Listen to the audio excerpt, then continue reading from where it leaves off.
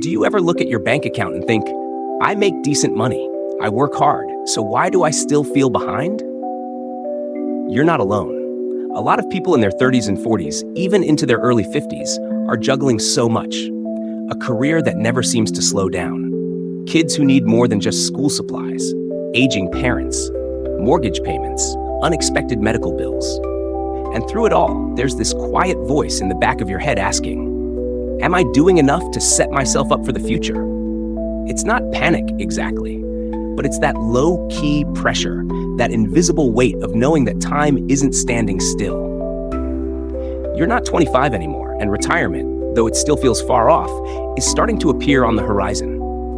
You might not be thinking about yachts or golf courses, but you are thinking about whether you'll have the freedom to slow down one day, to say no to things, to help your kids, to sleep without money stress. And let's be honest, life hasn't been easy on our generation. Wages didn't exactly skyrocket, rent and housing prices did. The student loans took longer to pay off than we thought. Maybe we made some mistakes, maybe we had some detours, or maybe we just did our best, and it's still not quite enough. So today, I want to have a real conversation. Not about getting rich fast, not about hustle harder, but about stability, about clarity, about the things you can still do, starting right now, to create financial peace before you turn 50. Whether you're 35, 42, or already looking at your 49th birthday, these moves aren't about being perfect. They're about being prepared in a way that feels empowering, not overwhelming. I'll walk you through some shifts that can make a real difference, even if you feel like you're starting late. Things that help me and people I've worked with get out of survival mode and into something better, a plan that makes sense. So let's start with something that might sound simple, but is surprisingly powerful. Start getting brutally honest with your numbers. Not just checking your bank app every few days and wincing when rent hits. I mean, actually knowing where your money goes every month. The subscriptions you forgot about. The takeout that adds up more than you realized. The debt payments that silently steal your future. Here's the thing. Most of us avoid this step not because we're lazy, but because we're scared. Scared that it'll confirm our worst fear, that we're way behind, that we're bad with money, that we'll never catch up. But let me flip that around for you. Looking at your numbers is an act of failure. It's an act of power. You can't fix what you won't face. And once you see it clearly, you stop guessing. You start deciding. I remember sitting down one night years ago with a stack of receipts and a pit in my stomach. I had convinced myself I just didn't make enough. But when I finally tracked it all, like really tracked it, I realized I was leaking over $600 a month on stuff I didn't even value. Not luxuries, just thoughtless spending. That was the moment I knew. I didn't need to work more. I needed to work smarter. That leads me to something else, and it might sting a little. But you've got to stop treating short-term comfort like it's more important than long-term security. I get it. Life is exhausting. After a long week, it feels good to order food, scroll a little, reward yourself, and sometimes you should. You deserve joy. But there's a quiet cost to always choosing now over later. Every time we postpone planning or avoid saving just for this month, we're teaching ourselves a story. Future me can deal with it. But future you is still you. And that version of you, the one who's 55, 60, maybe looking to slow down, they don't need more pressure. They need your help today. And this doesn't mean never spending. It means spending with your eyes open, saying yes to what matters most and no to what you've just been doing out of habit. You'll be shocked how much power comes back into your hands when you start living that way. Suddenly, saving isn't this mysterious thing only rich people do. It's something you're doing right now in real time. That brings me to another piece I see a lot of people overlook, protecting what you've already built. Let's say you've got a job, some savings, maybe even a home. Great. But what happens if something unexpected hits? A job loss, a health scare, a divorce. So many adults I've spoken with have solid incomes and absolutely zero backup plan. No emergency fund, no life insurance, no will. It's like building a house with no foundation. One strong wind and everything's at risk. If you're in your 30s or 40s, this is the exact moment to start putting those safeguards in place. Not when you're 65, not when you're in crisis. Now, I once talked to a woman, 45, working full-time, raising 2 kids on her own. She told me she didn't think life insurance was necessary because she was barely getting by. But when we talked it through, she realized something. If something happened to her, her kids wouldn't just lose a parent, they'd lose their home. She got a term policy for under $30 per month. That small move gave her more peace than any raise she'd ever gotten. And peace matters. Because financial freedom isn't just about big numbers. It's about breathing room. It's being able to sleep at night knowing that you're not one accident away from disaster. That your family, your future, your sanity, they're protected. So if any part of this is resonating, if you're nodding along and thinking, yeah, I've been meaning to deal with this, just know this, you're not behind. You're right on time. And the steps you take now don't have to be giant leaps. They just need to be intentional. We're not aiming for perfection here. We're aiming for progress. And even the smallest move in the right direction can change the entire course of your future. Let's keep going. You know, the moment things start to click financially, and I mean really click, usually isn't when you land a big raise or hit a savings milestone. It's when you stop running from the hard stuff and start facing it head on. We talked about getting clear on your numbers, about protecting what you already have. And once that foundation is laid, something really powerful opens up. You can finally start planning not just for security, but for freedom. And freedom looks different for everyone. For some people, it's retiring early. For others, it's being able to walk away from a toxic job without panicking. For you, maybe it's just knowing you can help your kid with college or take care of your parents without going into debt. But whatever freedom means to you, it starts with building the habit of paying yourself first. This one shift changed everything for me. For most of my adult life, I treated saving as a luxury. Like, I'll put money aside if there's anything left after rent, bills, groceries, school supplies, birthday gifts, that unexpected car repair. And let's be honest, the occasional Target run that turned into a full cart of, how did I get here? But here's what I learned. If saving is something you do after everything else, it'll never happen. Because there's always something else. So I flipped it. I started treating saving the same way I treated paying the electric bill, non-negotiable. Even when it was just $25 a week, I set it to auto-transfer the moment my paycheck landed. That money wasn't mine to spend, it was mine to keep. It felt small at first, but over time, those small deposits added up. And more than the money itself, what changed was how I saw myself. I stopped feeling like I was drowning. I started feeling like someone who could build. And that's the magic.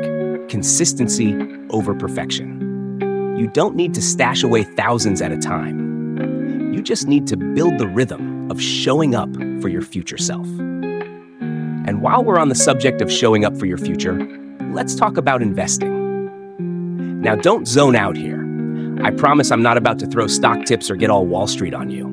But this is one of those things a lot of us put off because it feels overwhelming. Or we think it's only for people who have their whole life together. But here's the truth. Investing isn't about being rich. It's about getting your money to grow while you sleep. And if you're in your 30s or 40s and you're not investing yet, don't beat yourself up. But don't wait any longer either. Because time is the one thing you can't buy more of. And the earlier you start, even with small amounts, the more powerful compound interest becomes. I remember this couple in their early 40s I worked with. Both had decent jobs, 2 kids, and 0 investments. Not because they didn't care. They just didn't know where to begin. They were scared to make the wrong move. So they did nothing. But one day they decided to just start. They opened a basic retirement account, set up automatic contributions, even just $150 a month, and committed to learning as they went. A year later, they were still learning, still contributing. And the best part? They told me they felt lighter. Not because they were suddenly rich, but because they were finally moving forward. And forward is everything. Because let's face it, in this stage of life, it's easy to feel stuck, like the weight of everything, work, bills, kids, relationships, is just too much. But taking action, even in small ways, is how we remind ourselves we are not powerless. Speaking of power, let's touch on something most people avoid talking about until it's too late: debt. I don't mean mortgage debt or your car loan. I mean the kind of debt that keeps you up at night. The credit cards, the personal loans, the stuff you keep promising to get serious about next month. Look, I get it. Debt isn't just about numbers, it's emotional. It's shame, frustration, and fear all rolled into one. And sometimes we use it to patch up the parts of our life that feel too stretched. Buying time, buying relief, trying to hold things together. But here's the truth I had to learn the hard way. Debt is not just a money issue. It's a freedom issue. Every dollar you send to interest is a dollar you can't put toward your future. And the longer it lingers, the more it steals your options. Now, that doesn't mean you need to be debt-free tomorrow, but it does mean getting serious about a plan. Start with awareness. Know what you owe. Then prioritize. Chip away at the highest interest balances first. Consider talking to a nonprofit credit counselor. There's no shame in getting help, only in staying stuck. One woman I coached was drowning in 5-figure credit card debt. She felt like she was failing her kids. But when she stopped hiding from it, when she made a plan, asked for support, and stuck with it, she paid off nearly $30,000 in 3 years. Not because she got a windfall, because she got intentional. And that's what all of this really comes down to. Intentionality. You don't need to be perfect. You don't need to have it all figured out. But you do need to stop drifting. Because drifting through your 30s and 40s is how you wake up at 55 wondering where the time and money went. And I don't want that for you.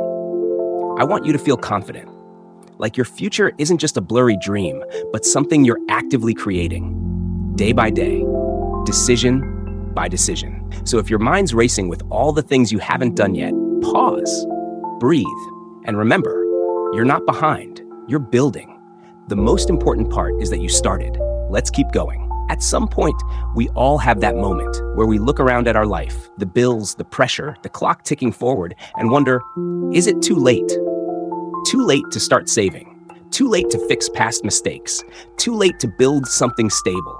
Too late to stop feeling anxious every time the topic of money comes up. But here's what I want you to hear loud and clear. It's not too late. It's just time to stop waiting. Every conversation we've had today about getting honest with your money, protecting what matters, investing wisely, paying yourself first, managing debt, it all comes down to one deeper truth. You have more control than you think you do. I'm not saying life's fair. It's not. And I'm not pretending that a few smart moves will erase every struggle. They won't. But what I've seen in my own life and in so many others is that when you take even one step toward your future with clarity and intention, something shifts inside you. You stop feeling like you're just reacting to life. You start feeling like you're designing it. And design doesn't mean perfection. It means deliberate choices. Even when they're small, even when you're tired, even when your kids are screaming, your job is draining you, and you don't know what the next 5 years will look like. Because let's be honest, most of us are not going to have some big dramatic financial comeback. No giant lottery win. No 6-figure promotion. No magical inheritance. Our comeback? It's slower than that. It's quieter. But it's real. It's choosing to cook more meals at home this month so you can finally build that emergency fund. It's opening that retirement account you've been putting off for years. It's sitting down with your partner and having the hard conversation about budgeting. Without blame, without shame. It's telling your 16-year-old that you may not be able to cover all of college, but you will teach them how to avoid your mistakes. And most of all, it's being gentle with yourself while still holding yourself accountable, because you're doing the best you can with the tools you have. And if you're here, listening to this, then you're already taking steps to get better tools. So let's talk about one more thing before we wrap. And this one's often the most overlooked. Your mindset. You can have the best financial plan in the world, but if deep down you believe you're just bad with money, or that it's too late to get ahead, or that you'll never earn enough to have a different life, you'll sabotage your own progress. This is what I mean by financial freedom starting from the inside out. Because money isn't just numbers. It's emotions. It's our childhood. It's the stories we absorbed growing up. Maybe you heard we can't afford that on loop. Or maybe no one ever taught you how to save or invest or think long term because they didn't know either. That's not your fault. But healing that part, challenging those old scripts, is your responsibility now. I had a client in her mid-40s who told me she just wasn't the kind of person who retires comfortably. When I asked why, she said it was because no one in her family ever had. It's just not how life worked for people like her. But after we worked together for a while, after she paid off a few cards, started investing small amounts, and even picked up a side gig she actually enjoyed, she looked at me one day and said, "Maybe I'm not doomed to repeat the cycle." That moment, that was worth more than her bank balance. Because when you rewrite your money story, you change everything. Not just for you, but for the people around you. Your kids, your siblings, your friends who've also been silently struggling. You become proof that it's possible, that it's never too late to start, that change doesn't have to be loud to be life-changing. And if you're thinking, this all sounds great, but I've made so many mistakes, let me tell you something. You are allowed to outgrow your past. You are allowed to make new choices. You are allowed to forgive yourself and move forward without dragging the shame behind you like a weight. The financial moves you make before 50 don't have to be flashy. They just have to be yours, rooted in your reality, aligned with your values, focused on the life you actually want, not someone else's version of success. You don't need to own 10 properties or trade stocks every morning. You just need to feel safe, secure, supported by your own decisions. And you can get there starting today. So here's my invitation to you. Pick one thing from this video, just one. Maybe it's finally looking at your bank statements with fresh eyes. Maybe it's setting up an auto transfer to savings, even if it's just $20 a week. Maybe it's having that hard, honest conversation with your partner about your future goals. Whatever it is, choose it, commit to it, then build from there. Momentum is everything. The hardest part isn't the budgeting or the investing or the spreadsheets, it's getting started. And you've already done that. So thank you, truly, for being here, for showing up for yourself, for your future, for your peace of mind. If this spoke to you, I'd love to hear about it. Drop a comment. What's one money move you're making for your future? Let's encourage each other because no one's doing this alone. And if you found this helpful, hit that like button, share it with someone who needs it, and subscribe for more real conversations like this. Remember, your story isn't stuck. You're just getting started, and your future? It's waiting for you. Stronger, steadier, and more possible than you ever imagined. Keep going. You've got this.